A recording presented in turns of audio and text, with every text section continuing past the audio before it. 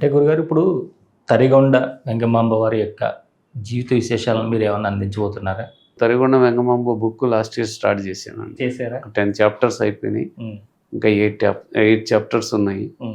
అది కంప్లీట్ అవుతే అది కూడా బుక్ కంప్లీట్ అవుతుందండి. ఎలా అంటే అమ్మ గురించి కాస్త తెలియజేయండి. మనకి అంటే చరిత్ర మనం చూసింది కొన్ని డిఫరెంట్ అండి. ఏంటంటే ఆమెకి హస్బెండ్ అంటే ఇష్టం, మ్యారేజ్ అంటే ఇష్టం లేదు, అది ఇది అని. కానీ ఆమె వాళ్ళ నాన్నగారి కోరిక ప్రకారం ఆమె మ్యారేజ్ చేసుకుంది. భర్తకి ఏంటంటే ఈమె వాళ్ళ కులదైవము చౌడేశ్వరి దేవి అనే నమ్మకం అన్నమాట. అందువలన అతను ఆమెను టచ్ కూడా చేయలేదు. ప్లస్ బాల్య వివాహం అప్పటికి. ఆ తర్వాత ఆయన ఇది కావటము, పాము గరిసి, అక్కడి నుంచి ఆమె ఆ పుష్పగిరి పీఠాధిపతి రావటము, ఇవన్నీ జరుగుతాయి. ఆమె తిరుమల చేరుకుంటుంది. అక్కడ కూడా రకరకాలుగా ఆమెని అవమానించడం కానీ ఇవన్నీ జరుగుతాయి. ఆమె సాక్షాత్తు లక్ష్మీ స్వరూపమని మహాలక్ష్మీదేవి నా చేత రాపించారండి. అంటే దానికి ఒక స్టార్టింగ్ కూడా డిఫరెంట్గా చేపించారు. అంటే రాసేటప్పుడు ఎందుకు ఆమె లక్ష్మీ స్వరూపం అని చెప్తుంది అనేది. అదే గురుగారు, అంటే తరిగొండ వెంగమాంబ గారు చేసినటువంటి సాధన గురించి మీరు ఏమన్నా ఇప్పుడు ఈ గ్రంథం రాస్తున్నారు కాబట్టి ఆ విశేషాలు ఏమన్నా తెలుసుకున్నారా? తుమ్మూర కోణంలో చేశారండి సాధన. ఆమె ఎట్లా అంటే ఆల్రెడీ ఈ అన్నీ జయించిన యోగిని ఆమె. ఈ షట్చక్రాలు కానీ ఇవన్నీ ఆ స్టేజ్ అంతా దాటిపోయిన యోగిని ఆమె. అంటే ఆమె అక్కడ ఉన్నా ఆమె ఎప్పుడూ స్వామివారి దగ్గరే ఉండేది. స్వామివారు ఆమె దగ్గర ఉండేవారు. భిన్నత్వం ఏం లేదు ఆమెకు స్వామివారికి. అది ఆత్మకు పరమాత్మకు, అంటే ఆ స్టేజ్కి వెళ్ళిన వాళ్ళకి ఆత్మ పరమాత్మకి డిఫరెన్స్ ఏముండదండి. మనం తెలుసుకుంటే భగవద్గీతలో ఆయన చెప్పింది అదే కదా, ఎవడైతే నన్ను తెలుసుకుంటాడో వాడికి నాకు భేదం లేదని చెప్తారు కృష్ణ భగవానుడు. అయితే వెంకటాచల మహత్యము అమ్మవారు రాసిన బుక్లో చాలా ఫేమస్. అయితే రీసెంట్గా వాళ్ళ వంశస్థులు విశ్వమూర్తి గారు అని చెప్పేసి ఆయన నన్ను అడిగారు, బుక్ మళ్ళీ మేము ప్రింట్ చేయించాలనుకుంటున్నాం అని. సో బుక్ నేను ఒకసారి చదివాను. అది కొద్దిగా కాంప్లికేటెడ్గానే ఉంది. అంటే మన సామాన్యులకు ఇప్పుడుండే ప్రజెంట్ తెలుగు, మన వచ్చిరాని తెలుగు మనలాంటి వాళ్ళకి అది పనికిరాదు. దాని గ్రాంధికంగా ఉంది.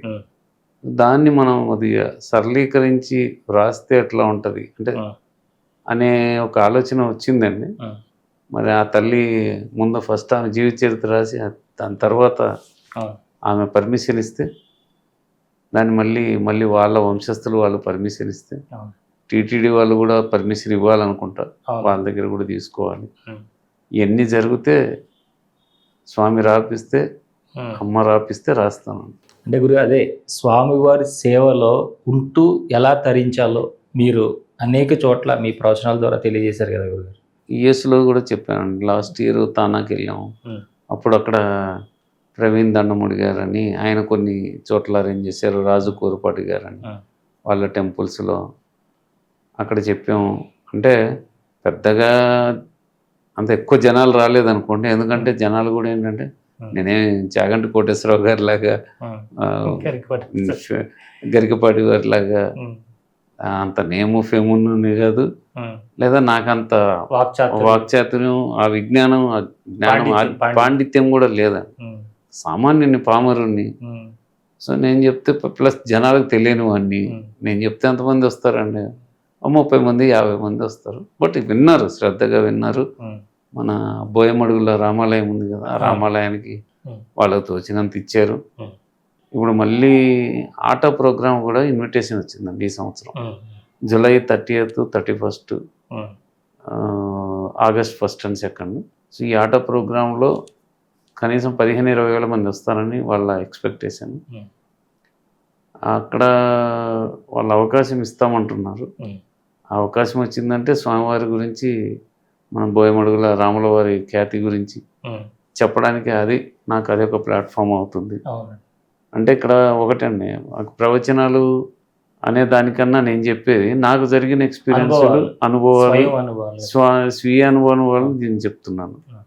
స్వామివారు ఎట్లా వచ్చారు ఏంటి, ఆయన నా లైఫ్లో ఎట్లా ఇచ్చేసారు, సో ఆయన వల్ల నేను ఏ స్టేజ్కి వచ్చాను, ఇవన్నీ చెప్పుకుంటూ వస్తున్నాను తప్ప లేకపోతే నాకు మీరు రామాయణమో భాగవతమో ఇవన్నీ అడిగితే నేనేమి, అంటే ఆ టైంలో మా నాన్నగారు చెప్పిస్తారు అనుకోండి ఆన్సర్, అది వేరే సంగతి. మీరు ఎంత టిపికల్ క్వశ్చన్ వేసినా నాతో చెప్పిస్తారు. మా నాన్నగారికి ఏంటంటే ఆయన రియల్గా ఆయన శరణు కోరిన వాళ్ళన్నా, ఆయన సేవించే వాళ్ళన్నా, ఆయన ప్రేమతో పిలిచే వాళ్ళన్నా, ఆయన నామస్మరణ చేసే వాళ్ళన్నా ముఖ్యంగా తెలుసుకోవాల్సింది ఏంటంటే ఈ నా అనే అహంకారం ఉండకూడదు. ఆ అహంకారం లేకపోతే మనం ఎంత ఎత్తుకి, ఆయన ఎంతో ఎత్తుకు తీసుకెళ్తాడు. అహంకారం ఒకసారి వస్తే అక్కడి నుంచి కింద పడేయటం కూడా తెలుసు ఆయనకి. కాబట్టి ఆయన ఏదో నాకు ఏదో జన్మలో పూర్వజన్మలో ఎంత పుణ్యఫలమో తెలియదు, అటువంటి వాడు ఎవరిని కనికరించిన వాడు ఆయన వచ్చి ఆ స్టేజ్కి తీసుకెళ్తున్నాను స్టెప్ బై స్టెప్.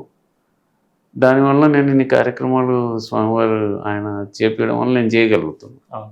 ఒక మెసేజ్ పెడితే బోయమడుగుల గురించి కొన్ని వందల మంది రెస్పాండ్ అవుతున్నారు. మీరు వచ్చారు కదా బోయమడుగులు, ఎంత చిన్న ఊరు, ఆ రామాలయం ఎప్పటిది అసలు కంప్లీట్గా క్లోజ్ అయిపోయింది రామాలయం. ఈరోజు మొన్న వైకుంఠ ఏకాదశికి చేసాము, ఫండ్స్ మిగతా గుళ్ళల్లో ఫండ్స్ రావటం లేదండి. ఏదైనా కార్యక్రమం అంటూనే మనకున్న సర్కిల్లోనే ఇట్లా మెసేజ్ పెడితే ఇస్తున్నారండి. ఇప్పుడు మొన్న శ్రీరామనవమికి అట్లనే చేసాము. కనీసం ఒక కార్యక్రమం చేయాలంటే 3-3.5 లక్షలు అవుతుంది అక్కడ. అంటే ఏది లోటుపాటు లేకుండా చేయాలంటే నాకు అదే అనిపించింది. ఇప్పుడు మనం వీళ్ళని అడుగుతున్నాం, వైకుంఠ ఏకాదశికి వాళ్ళకి మెసేజ్ పాపం వాళ్ళే చేస్తున్నారు, శ్రీరామనవమికి వాళ్ళే చేస్తున్నారు. సరే హనుమత్ జయంతి లారస్ ల్యాబొరేటరీస్ రవికుమార్ గారు ఆయన అన్నదానం చేపిస్తానంటున్నాడు. సో అది ఆల్మోస్ట్ 1,25,000 అవుతుంది. ఒక పర్సన్ ఏమో ఆయన డైరెక్ట్ అడిగేసాడు, ఎంత అవుతుంది చెప్పండి నేను ఇస్తానండి, మీరు ఇంకెవరిని అడగతాను.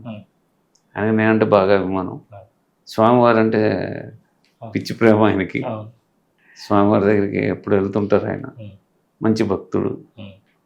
సో ఇట్లా అక్కడ ప్రతిదీ నిలబడకుండా జరిగిపోతుంది. ఇప్పుడు మళ్ళీ మనం హనుమంతుని టెంపుల్ యాక్చువల్గా మనం చేద్దాం అనుకున్నాం, హనుమత్ జయంతి ఓపెన్ చేద్దాం అనుకున్నాం.